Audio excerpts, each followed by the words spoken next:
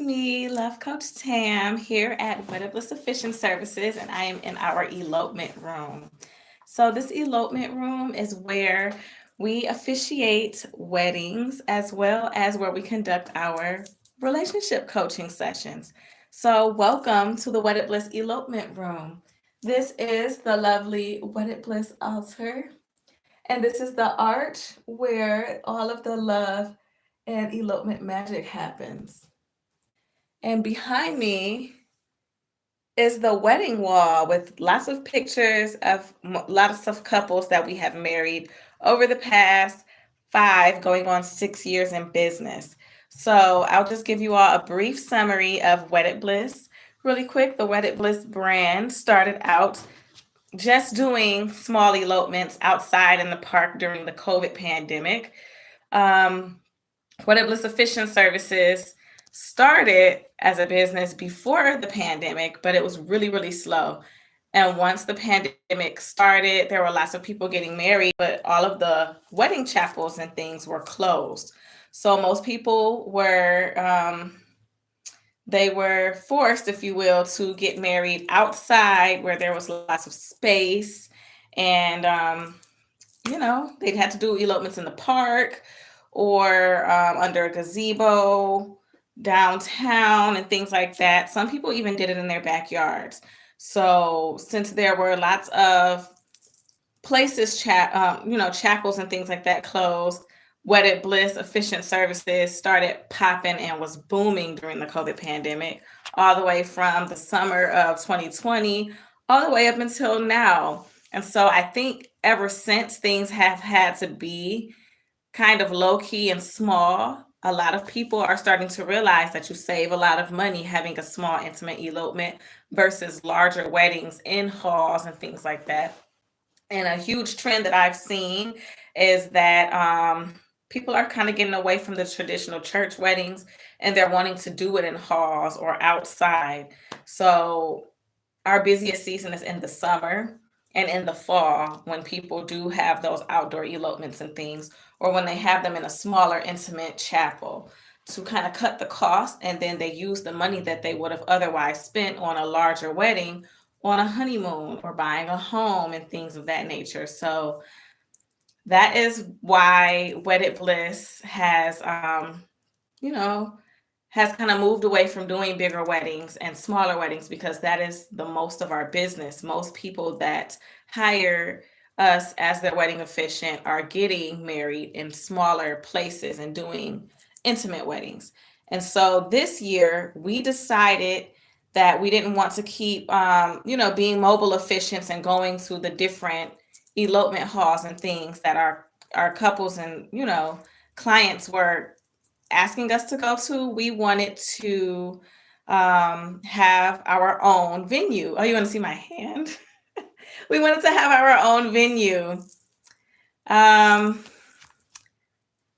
we wanted to have our own venue, so we put together our own elopement room. And so I'll give you all a brief look around here in our elopement room. So this is where our couples sit for coaching. Excuse the stuff in that chair. I was studying, doing some theories about marriage and relationships, but this is where our couples sit for coaching, or this is where the witness elopement, and this is where the couples get married. I usually write the couple's name on the board, on this little chalkboard here.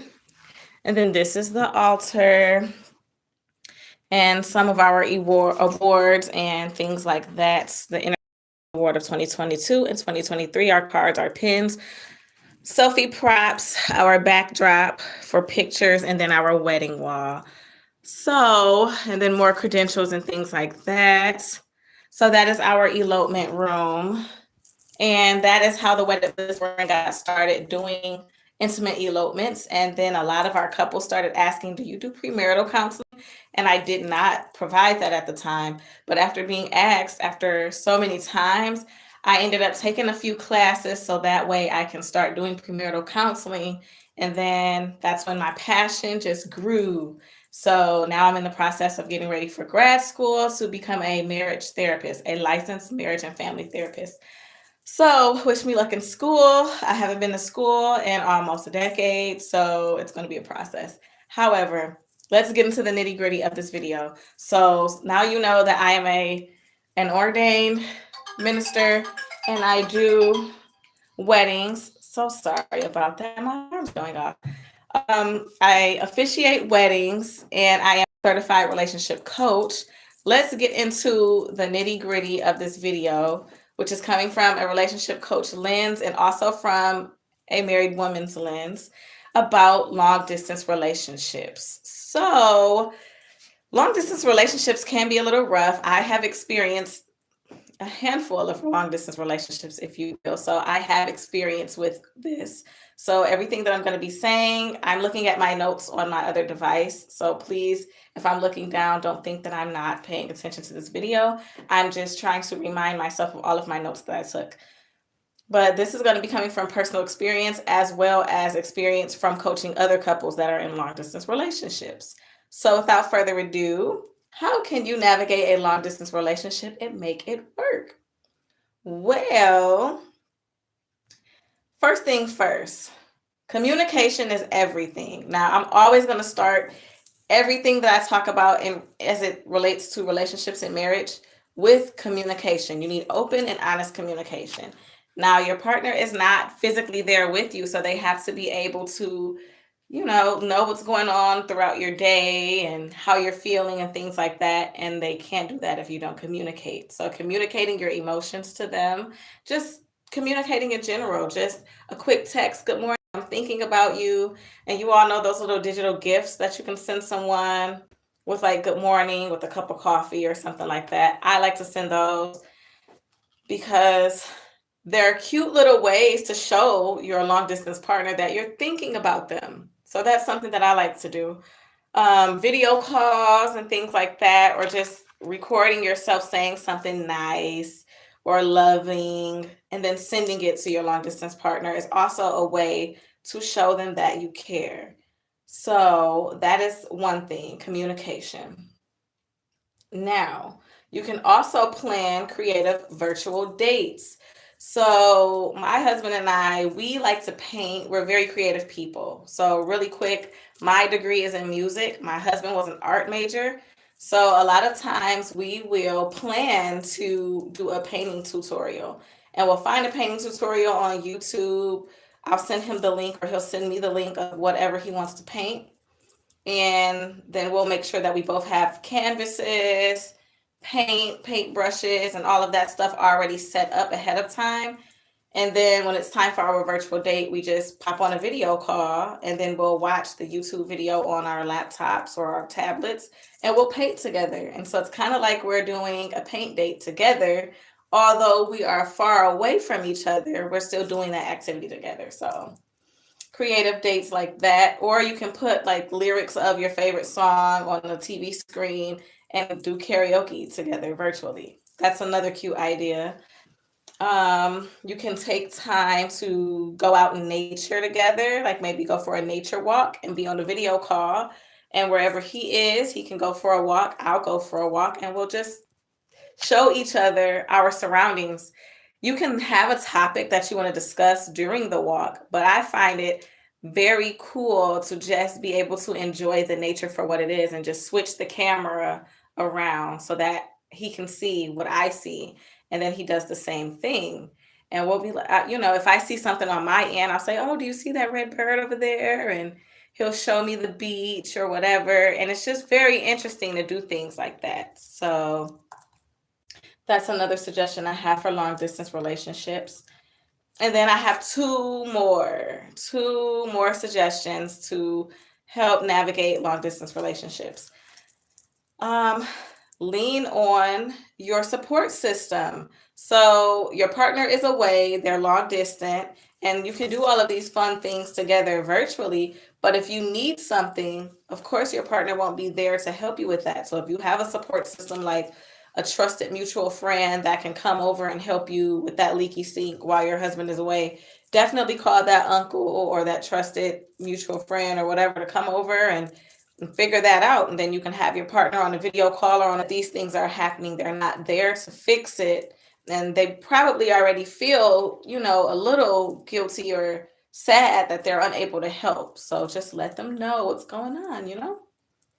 So, utilizing your support system like family and friends.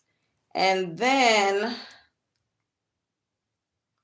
last but not least, okay, so we talked about talking on the phone and all of those things. Now, what I will say is sometimes it is okay to just randomly call when you're thinking about them, but you never know what that other person has going on. You're long distance, sometimes spur of the moment, you miss your partner and you want to talk to them, but it may be best to shoot a quick text to them just to see what they have going on, if they actually have the time and availability to talk. Because if you're calling them and maybe they're on a Zoom call for work and you're knocking off that call or things like that, you just have to be considerate because you don't know what the other person has going on because you're not there. And you can't really expect them to drop everything they have going on where they are to be able to talk with you. So just, sending a quick text message. Hi, are you free for a quick phone call? And if they're not free, you can't take it personal. I mean, you shouldn't take it personal because just like you have things to do, you have to work, you may be busy with family, children, career, academics, whatever.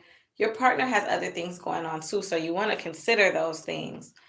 And lastly, still talking about phone calls and things like that. If you don't really have anything meaningful to discuss, try to just send a text message and just ask, how has your day been? What are you up to? Send a cute little picture or something like that. But you don't want to call constantly and you're not really having anything to talk about, because that can kind of make things a little strained as it relates to the long distance relationship. Because if you're constantly calling your partner repeatedly and you're not talking about anything, the conversations aren't productive, they're going to start to not want to answer the calls because they're going to assume, okay, the last 5 times they called, they didn't have anything to talk about. I'm in the middle of something. I'll just call them later. And eventually it will kind of be a strained conversation, and it just builds tension, frustration, and can kind of cause hurt feelings because that other person that's calling and doesn't have really a lot of productive things to talk about, now they're feeling like, oh, they're not really answering my calls anymore, I'm just not going to call. And then the communication slows down and there's tension and hurt feelings. So try to make your conversations meaningful. If you don't feel like you have anything to say, think about it. Do I really need to call right now? Asking your partner, are they available for a call? And just doing creative, fun things on those video calls to make them enjoyable and to get to know each other a little bit better on a deeper level and have fun. It doesn't have to be a scripted conversation. I'm not saying there's anything wrong with those spur of the minute calls because you find things to talk about. I mean, this is your partner, so you love each other, you know each other, you'll find something to talk about. But just make sure that you are staying connected with that long distance partner and just have fun during your phone calls. I know on Facebook Messenger, you can play with different filters while you're on a call. Those are always fun for my husband and I, especially when I was living in Europe. I was over there teaching English in Spain, and a lot of times we would get on there and we would play the different games on the Facebook Messenger Play. And you can go down while you're in a video call, live in the call, and scroll up, and you'll see that you can click Facebook Watch and watch videos together. You can play games together, and you can play with those filters. So those are always fun for us. So those are a few suggestions that I just wanted to share with you all about how to navigate long distance relationships. They're a little unique in the sense that you are not physically with your partner. You cannot hug, cuddle, hold each other when you want to, but there are still things that you can do. So if you need support with a long distance relationship, I am coming from not just a certified relationship coach background, but also experience. I have personal experience with long distance relationships, and I'm in one right now. So if you need more tips or you need coaching with your partner, your long distance partner, and someone that can kind of be a buffer or, a non-biased third party to help you navigate some of those issues that come with being in a long distance relationship, don't hesitate to reach out. You can go on our website at weditblissdetroit.com, or you can give us a call at 313-279-8009. Thanks for tuning in. Peace and love to you and your long distance partner. And go out there and spread some love today. And use some of those fun tips too. Go on a nature walk and show your long distance partner everything that you see around you. Do one of those virtual paint nights or something. But whatever you do, do it with love. And stay tuned for more videos here with Wed It Bliss and the 50 Shades of Wed It Bliss. See you later.